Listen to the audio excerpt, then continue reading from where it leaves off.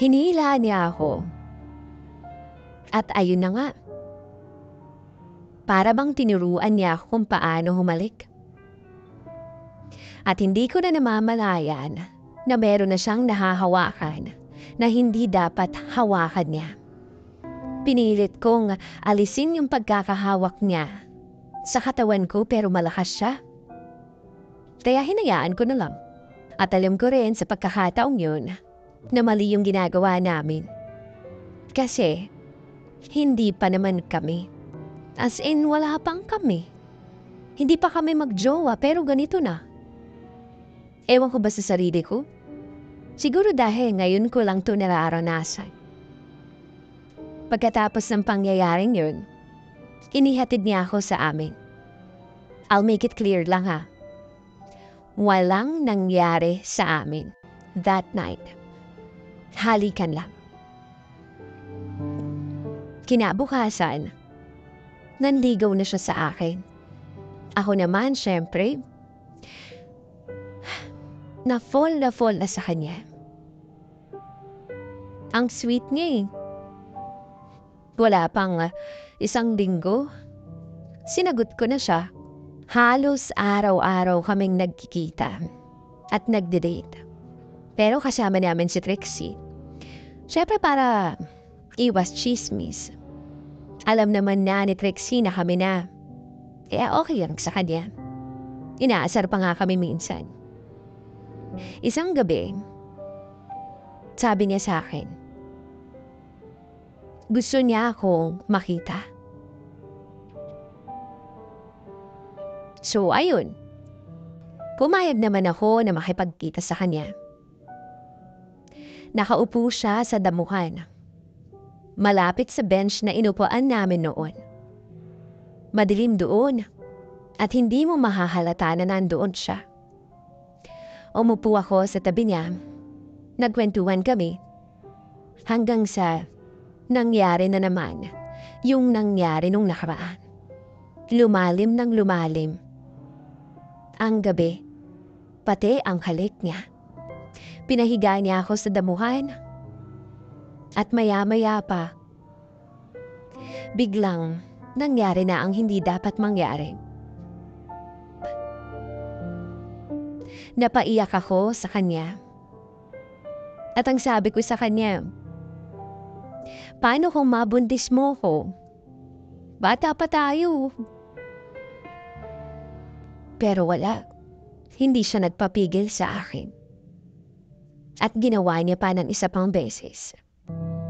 Sabi niya sa akin, okay lang to, promise. Hindi ka masasaktan. Lumuluha ako nung gabing yun. Halos every night, nagkikita na kami ni Ray pagkatapos nun. Merong mangyayari sa amin. Hanggang sa isang araw, may nag-text sa akin isang babae. At ang sabi sa akin, girlfriend ka ba ni Ray?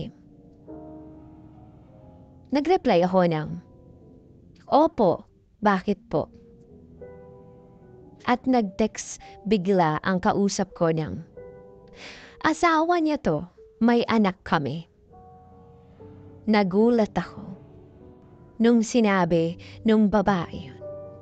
Kinumpronta ko agad si Ray. Explain siya ng explain na hindi daw niya anak. Yung pinapaako lang daw yon nung ex niya sa kanya. Pero hindi ko siya pinakinggan. Hanggang sa nakipag-break ako sa kanya.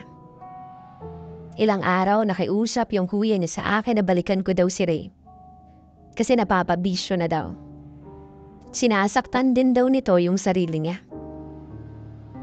Ako naman tong si tanga. Dahil worried ako kay Ray, binalikan ko siya. Namang nagbago. Halos ganun pa rin. Basta tuwing magkikita kami, may nagaganap sa amin. Minsan nga naisip ko sa pagkakataong yun, baka yun lang naman talaga yung trip niya sa akin. Ako nga gumagastos lahat eh. Binibigyan ko siya ng load. Oo, pinapaludan ko siya. At ako ang nagbabayad ng bill naming dalawa tuwing magche-check-in din kami. Mahal ko si Ray. Meron nga yung point pa na naaksidente siya, umiyak pa ako noon. Tapos ako'y nag-alaga sa kanya. Lahat ng gasgas niya, ako gumamot.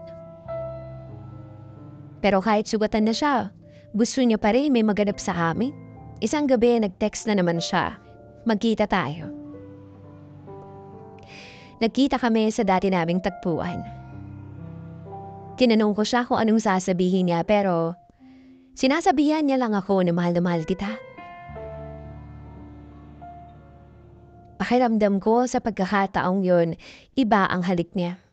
Pagkatapos ng gabing yun, hindi na siya nagparamdam sa akin. Kahit isang text o missed call, wala.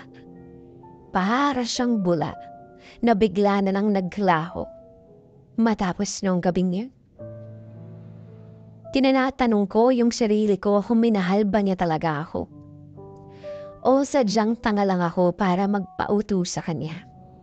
Hanggang sa recently, nalaman ko, nabuntis na ako. Gusto ko sanang sabihin sa kanya, pero hindi ko na alam kung nasaan siya.